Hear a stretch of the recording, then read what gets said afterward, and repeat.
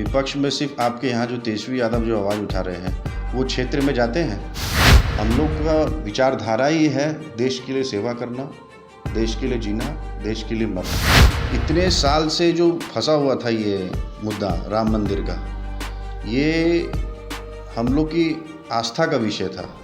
तो दूध भी हम लोग जाके छोटे बच्चों को पहुंचाया करते थे कि कम से कम जो छोटे बच्चे गोद में हैं उनको दूध का दिक्कत भी नहीं।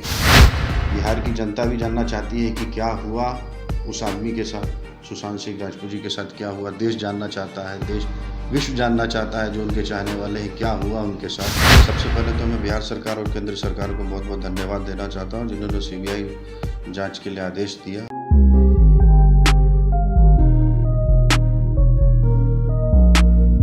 नमस्कार, भारत लाइव देख रहे हैं आप। मेरा नाम बिरजू कुमार सिंह है। बिहार में कोरोना का कहर लगातार जारी है। चूँकि वैश्विक महामारी है तो इसका थोड़ा व्यापक असर जो बिहार में देखने को मिल रहा है। हालांकि लगातार सवाल तो उठ रहे हैं सरकार के सिस्टम पे, लेकिन सरकार देर से ही सही जो भी टेस्ट की जो संख्या थी वो बढ़ाई, और संख्या बढ़ाने के कारण जो आंकड़े भी आने लगे ज़्यादातर, और कहीं ना कहीं विपक्ष भी अभी हमलावर है उन पर। और बहुत सारे सवाल हैं, कोरोना है, बाढ़ है, सुशांत सिंह राजपूत को ले लें। तमाम सवालों का जवाब देंगे। इस वक्त मेरे साथ है मुकेश यादव, जो कि भारतीय जनता पार्टी युवा मोर्चा के प्रवक्ता हैं, प्रदेश प्रवक्ता हैं, और पटना महानगर जो लोकसभा क्षेत्र है यहाँ से काफ़ी लंबे समय से जुड़े हुए हैं, राजनीतिक से जुड़े हुए हैं।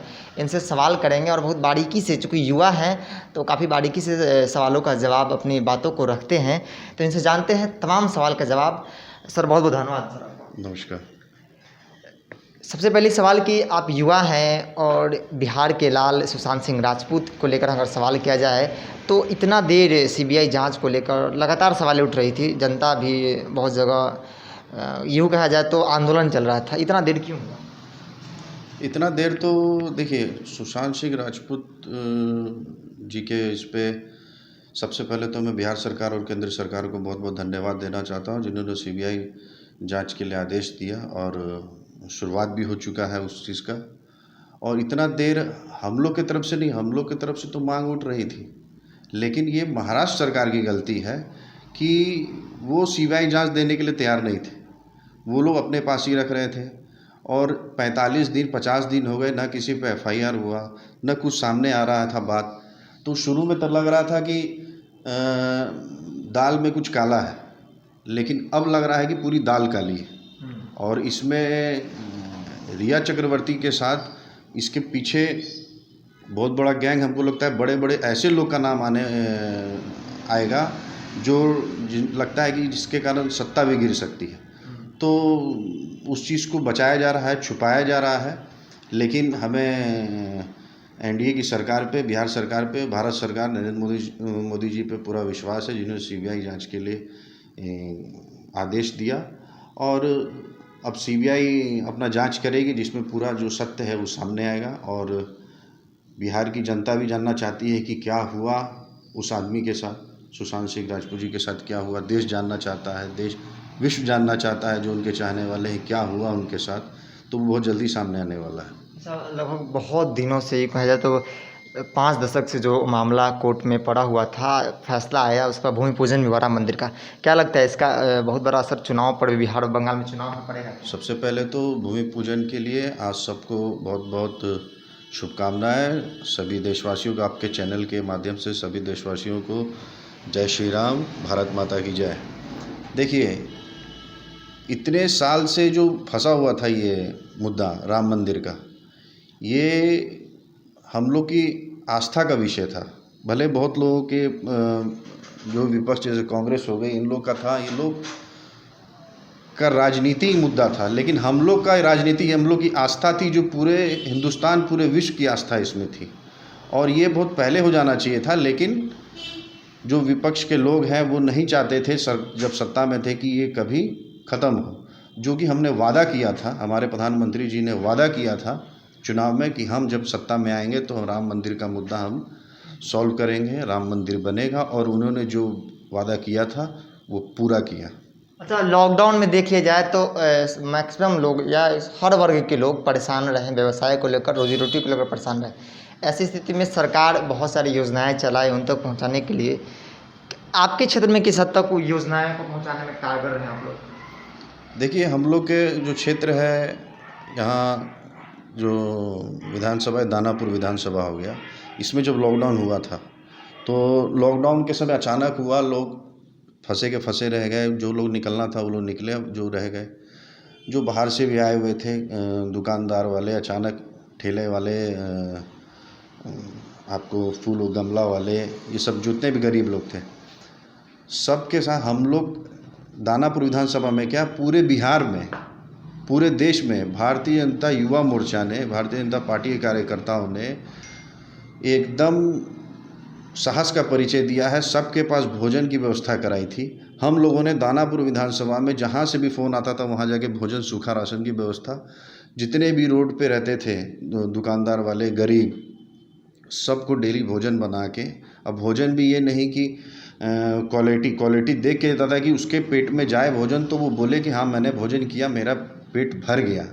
हमने प्रशासन के लोगों को खाना पहुंचाया, पानी का पहुंचाने का काम किया हम लोगों ने। जितने भी दिव्यांग थे जो रोड के बगल में, रोड पे जिनका छत आसमान है, वो लोग थे जिनका कोई नहीं था, माई बाप कोई पूछने वाला था, दिव्यांग लोग, उन लोग को बेचारे था कि हाँ कोई पैसे दे देता था तो अपने उसके अनुसार चलता था। लेकिन लॉकडाउन में लोग घर से निकलते नहीं थे, उनके यहाँ डेली उन पानी की व्यवस्था कराते थे, भोजन की व्यवस्था कराते थे, और पूछे भी जाते थे। जैसे छोटे बच्चे लोग हैं, जैसे गोद में बच्चे हैं, दुकान बंद रहती थी, तो दूध भी हम लोग जाके छोटे बच्चों को पहुंचाया करते थे कि कम से कम जो छोटे बच्चे गोद में हैं उनको दूध का दिक्कत भी नहीं है।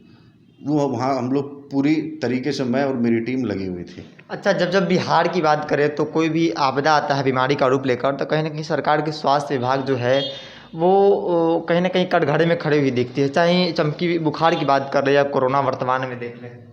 नहीं, देखिए, अचानक देखिए, जब विपत्ति आती है तो विपत्ति आती है तो बता के तो नहीं आती है। अचानक विपत्ति आती है तो हम लोग शुरू करते हैं, तो शुरुआत में आवाज़ उठनी शुरू होती है कि ये नहीं हो रहा है, लेकिन उस चीज़ को धीरे धीरे हम लोग पूरे अच्छे, जैसे अभी कोरोना आया हुआ था, कोरोना को लेके शुरू में उठ रही थी, लेकिन उस चीज़ को हम लोगों ने बहुत अच्छी तरह, हमारे स्वास्थ्य मंत्री मंगल पांडे जी ने बहुत अच्छी तरह उनको मैनेज किया है। अभी आपको जांच जैसे ऐसी हो रही है, आज के डेट में 70,000 लोगों की, एक दिन में 70,000 लोगों की जांच हो रही है। तो उस स्तर से आप इलाज भी हो रहा है अस्पतालों में, स्कूलों को बनाया, क्वारंटाइन सेंटर बनाया जा रहा है, आइसोलेशन सेंटर। केंद्र सरकार मदद पहुंचा रही है लगातार यहाँ पे, और इसमें पब्लिक को भी कुछ मदद करनी पड़ेगी। जो बिना मास्क के घूम रहे हैं बाहर, उनको कम से कम मास्क लगा के घूमना पड़ेगा, सरकार की गाइडलाइन पे चलना पड़ेगा, बिना मतलब का बाहर नहीं निकलना पड़ेगा। सरकार, हमारे मंगल पांडे जी तो डेली हॉस्पिटल जा रहे हैं, डेली अस्पताल का दौरा कर रहे हैं, उसको जो NMCH रहे, PMCH रहे, एम्स रहे, सब जगह वो जा रहे हैं। अच्छा, वर्तमान स्थिति जो है, क्या ऐसी स्थिति में चुनाव संभव है क्या? देखिए, चुनाव तो अभी क्लियर नहीं हुआ है, लेकिन जैसे लोग बोल रहे हैं चुनाव के लिए, तो ये तो पार्टी के संगठन के ऊपर के लोग जो तय करेंगे, उसके अनुसार हम लोग काम करेंगे, क्या करना है क्या नहीं करना है। चुनाव आयोग जो गाइडलाइन देगा, देखिए चुनाव में गाइडलाइन देगी, लेकिन आप सत्ता में बैठे हैं, विपक्ष जो लगातार खत के माध्यम से उनको आगाह कर रही है, लेकिन सत्ता में बैठे लोग तो चाह रहे हैं कि चुनाव हो जाए। विपक्ष में कौन ये आवाज़ उठा रहा है? दिल्ली में मीटिंग भी हुई थी। विपक्ष में सिर्फ आपके यहाँ जो तेजस्वी यादव जो आवाज़ उठा रहे हैं, वो क्षेत्र में जाते हैं, उनको तो खुद डर है कि मैं क्षेत्र में, चुनाव अगर होगा मैं क्षेत्र में नहीं जा रहा हूँ, प्रवासी मजदूर आए हैं उनको भी देखने नहीं जा रहा हूँ। वो तो कह रहे हैं कि हम जा रहे हैं, जन जन से मिल रहे हैं, तो उसी को देख, मतलब कि देखकर नीतीश कुमार बिगड़ सकते हैं। अभी चुनाव अभी आ रहा है, पूरे 5 साल कहाँ रहे वो राघोपुर में, या तेज प्रताप थे वो कहाँ रहे महुआ में? महुआ की जनता तो उनको डेली गाली दे रही है, डेली पूछ रही है कि मेरा विधायक ऐसा बन गया है जो कभी आता नहीं है जनता के पूछने, जनता के हालचाल लेने के लिए। तो विपक्ष पे अगर आवाज़ उठाना बहुत आसान है, उनको तो सत्ता मिल गई, उनको तो अपना पिताजी का बनाया मिल गया है सब कुछ, तो उनको क्या मालूम है कि संघर्ष क्या है, क्षेत्र क्या होता है, जनता से क्या लेना देना। उनको कुछ मतलब, उनको सिर्फ वोट बैंक से मतलब है, एक जाति के समाज पे, एक समाज को लेके चलने का उनको ये है। उस समाज के लिए भी कुछ करते तो बात होती, लेकिन वो सिर्फ बलगाने का काम करते हैं, युवाओं को ठगने का काम करते हैं। कहते हैं हम युवाओं को मौका देंगे, आगे बढ़ाएंगे, तो भाई उनके पार्टी में सिर्फ 2 ही युवा हैं, एक तेज प्रताप यादव और एक तेजस्वी यादव। बाकी कोई युवा नहीं है उनके नज़र में। यही 2 युवा हैं, यही 2 युवा बढ़ेंगे और यही 2 युवा अपना मौज मस्ती करेंगे। अच्छा, चुनाव का समय नज़दीक आता जा रहा है, महीने भी नहीं कुछ दिन बचे हुए हैं, लेकिन अभी तक किसी भी दल की बात करें तो कोई भी तक क्लियर नहीं कर पाया कि कौन कितने सीट पर लड़ेगा। तो ये तो देखिए आपस का ये है, वो भी क्लियर हो जाएगा जैसे जैसे चुनाव। अभी तो सबसे पहले हम लोग को कोरोना से लड़ना है। कोरोना से हम लोग लड़ रहे हैं, बाढ़ जो आपदा आई है उससे हम लोग जूझ रहे हैं, वहाँ रह रहे हैं। तो मेरा मानना है कि पहले हम लोग इससे निपट लेते हैं, उसके बाद ही ऊपर के जो गाइडलाइन आई उसके अनुसार रहेगा अपना। वो लोग तैयारी तो कर ही रहे होंगे। अच्छा, आपके दानापुर क्षेत्र की स्थिति की बात की जाए तो क्या स्थिति है कोरोना जैसी महामारी में? लोग अब किस हद तक अपने आप को ढाल पाए हैं इस परिस्थिति में? कोरोना के बाद देखिए जहाँ जहाँ निकल रहा है वहाँ बैरिकेडिंग कर दिया गया है। वहाँ पे स्वास्थ्य विभाग एक्टिव है, प्रशासन एक्टिव है, बताया जा रहा है। लेकिन कुछ लोग ये हैं कि जो जांच, मेरा कहना ये है आपके चैनल के माध्यम से कि लोग को अगर तबीयत खराब तो जांच कराएं। जांच कर रही है सरकार सब जगह, लोग छुपा ले रहे हैं। लोग कह रहे हैं कि हमको डर कोरोना से नहीं हॉस्पिटल से लग रहा है। नहीं नहीं, देखिए ये विपक्ष का फैलाया हुआ एक प्रोपेगेंडा है कि हाँ भाई ऐसा अस्पताल में ऐसे है वैसे है, लेकिन अस्पताल में ऐसा नहीं, इलाज हो रही है, ऐसा नहीं। मृत्यु दर हम लोग का बहुत कम है, इलाज हो रहा है, अच्छे से इलाज हो रहा है। और जो लोग बता रहे हैं कि नहीं, तो वो विपक्ष का उनका काम है बदनाम करना। मैं तो यही कहूँगा कि बदनाम करने के बजाय उनका साथ वो दें सरकार का। अभी हम लोग एक साथ लड़ने का समय है, आपस में लड़ने का नहीं, कोरोना से एक साथ लड़ने का समय है और हम लोग एक साथ मिल के लड़ना चाहिए कोरोना से। अच्छा, चिराग पासवान इतना नाराज क्यों चल रहे हैं? आखिर पार्टी किस बात की नाराजगी है? नीतीश कुमार से ना खबर क्यों है? अब देखिए तो चिराग पासवान जी जाने, लेकिन आपके साथ है तो जरूर कुछ ना कुछ तो हम लोग के साथ तो है ही। हम लोग के साथ तो सेंट्रल में भी अभी भी है और हर विचार पे ये बातें हो रही हैं। अब किसी का पर्सनल कुछ क्या है वो तो हम लोग को नहीं पता हमको, लेकिन जहाँ तक ये है कि एनडीए मजबूत है, एनडीए एक साथ है। और जैसे कि हम लोग के राष्ट्रीय अध्यक्ष ने कहा है कि एनडीए एक साथ है, जैसे चुनाव में लड़ी थी वैसे ही लड़ेगी और हम लोग जीतेंगे भी। और इसमें कोई ये बात नहीं है कि एनडीए में कुछ बात है चिराग पासवान नाराज़ है चाहे नहीं, वो थोड़ी बहुत होते रहती है। तो पार्टी के ऊपर के लोग हैं तो वो लोग आपस में बात करके ये अच्छा, कहा जाता है कि हर राजनीति करने वाला का मकसद होता है कि चुनाव लड़े। आप भी राजनीति कर रहे हैं, क्या मकसद है? देखिए भारतीय जनता पार्टी में पहले राष्ट्र आता है, पहले राष्ट्र आता है, फिर पार्टी आती है, फिर परिवार आता है। तो हम लोग हर कार्यकर्ता चुनाव लड़ने के लिए पार्टी में जुड़ता नहीं है, चाहे काम नहीं करता है। हम लोग का विचारधारा ही है देश के लिए सेवा करना, देश के लिए जीना, देश के लिए मरना। हम लोग सेवा करते हैं बिना निस्वार्थ भाव से। और रही चुनाव लड़ने की बात, अगर संगठन जिम्मेवारी देती है किसी कार्यकर्ता को, मैं हूँ चाहे कोई भी हो, पार्टी देती है जिम्मेवारी, पार्टी को लगता है कि हाँ इसको देना चाहिए जिम्मेवारी, तो लेने में कोई दिक्कत नहीं है। मैं जिम्मेवारी भी लूँगा और उसको अच्छे से निभाऊंगा भी, शिकायत का मौका भी नहीं दूंगा। बहुत धन्यवाद सर। जैसा कि आपने सुना, देखिए एक सवाल यह भी है कि मुख्यमंत्री चेहरा को लेकर ऐसा कहा जाता है कि बीजेपी जो है नीतीश कुमार पर, क्या बीजेपी के पास कोई चेहरा नहीं है लड़ने के लिए चुनाव? नहीं, तो हम लोग को हमारे राष्ट्रीय अध्यक्ष जी ने पहले ही कह दिया है कि नीतीश जी के चेहरे पे हम लोग चुनाव लड़ेंगे और बिहार में हम लोग एनडीए एक साथ लड़ेगी जिसमें नीतीश जी का चेहरा रहेगा।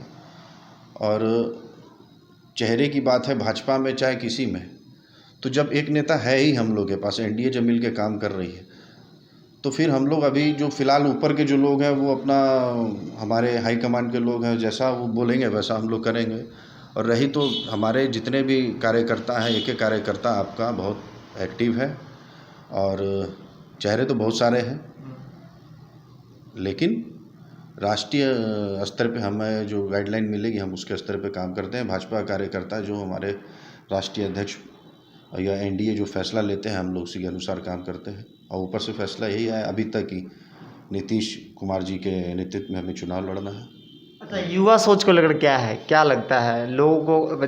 जो सर्वे हमारा है हमारे चैनल का, उसके अकॉर्डिंग ऐसा मतलब कि निष्कर्ष आया है कि लोगों का पसंद है कि कोई युवा हो। देखिए युवा ठीक है, युवा के बारे में लोगों का ये रहता है कि युवा होना चाहिए, लेकिन थोड़ा एक्सपीरियंस भी होना चाहिए। अब तेज तेजस्वी जैसे बोलते हैं कि हम युवा हैं, हम मुख्यमंत्री बनेंगे, चाहे ये करेंगे। उनसे ज़्यादा एक्सपीरियंस तो हमारे युवा मोर्चा के कार्यकर्ताओं को है, जो संगठन समझते हैं, सीखते हैं और रोड पे उतर के वो राजनीति करते हैं, समाज के बीच में उतर के फिर धीरे, क्योंकि हमारे जितने भी नेता हैं, आपके सुशील मोदी जी हो गए, अमित शाह जी हो गए, आपको राजनाथ सिंह जी हो गए, नितिन गडकरी जी हो गए, जितने बड़े बड़े नित्यानंद राय जी हो गए, जितने बड़े नेता हो गए, सब युवा मोर्चा से ही आए हैं। तो एक सिस्टम हम लोगों में बना हुआ है कि हाँ, युवा मोर्चा से होते हुए ही सब वहाँ पहुँचता है। युवा मोर्चा एक ट्रेनिंग पीरियड होता है जिसमें हम लोग को सब कुछ बताया जाता है, सिखाया जाता है और पार्टी तो युवाओं को आगे बढ़ाती ही है। बहुत सारे युवाओं को हम लोग को मौका जिला अध्यक्ष बनाया गया है, प्रदेश में जगह मिली है, तो युवाओं को तो पार्टी आगे बढ़ा ही रही है। बहुत बहुत धन्यवाद। जैसा कि सुना है कि तेज तेजस्वी से तो ज़्यादा योग्य की बात करें तो इनके पार्टी जो युवा मोर्चा है उसके लोग हैं जो संगठन में लंबे अरसे से काम करते रहे, उनके पास एक्सपीरियंस है, पार्टी को समझने का, सोचने का, दिशा निर्देश देने का उनके पास अच्छी खासी समझ है, इन लोगों से बेहतर है। तो फिलहाल के इतना ही। जुड़े रहे भारत लाइव के साथ। नमस्कार। बढ़ाएं अपना कदम सक्सेस की ओर शिखर करियर इंस्टीट्यूट के साथ। शिखर करियर इंस्टीट्यूट पूर्वी भारत में एकमात्र कोचिंग संस्थान जो एक्सक्लूसिवली है मेडिकल एंट्रेंस एग्जाम के लिए।